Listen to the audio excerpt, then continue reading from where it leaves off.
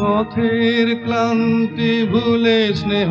দীর্ঘদিন পরে যখন ঢাকা থেকে বাড়ির উদ্দেশ্যে রওনা দেই, তখন কেমন জানি বারে বারে একটা মুখই চোখের সামনে ভেসে ওঠে, আর সেই মুখটি হলো আমার মায়ের মুখ। আসলে পৃথিবীতে সেই ব্যক্তি সবচেয়ে সুখী, সবচেয়ে ধনী, যার পরিবারে মা বেঁচে আছেন।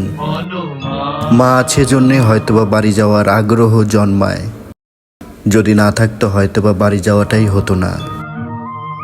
আমি সবার কাছে একটা অনুরোধ করব, আপনারা আপনার পিতামাতার যত্ন নিন, আপনার পিতামাতাকে ভালোবাসুন, কারণ এই দুইটা ব্যক্তি আপনার জীবনের সবচেয়ে অমূল্য সম্পদ। এই সম্পদের কদর করুন, স্বয়ং আল্লাহ আপনাদের ভালোবাসবেন। আমাদের জন্য পথ চেয়ে থাকে শুধুমাত্র আমাদের পিতামাতা, এছাড়া কেউ থাকে না।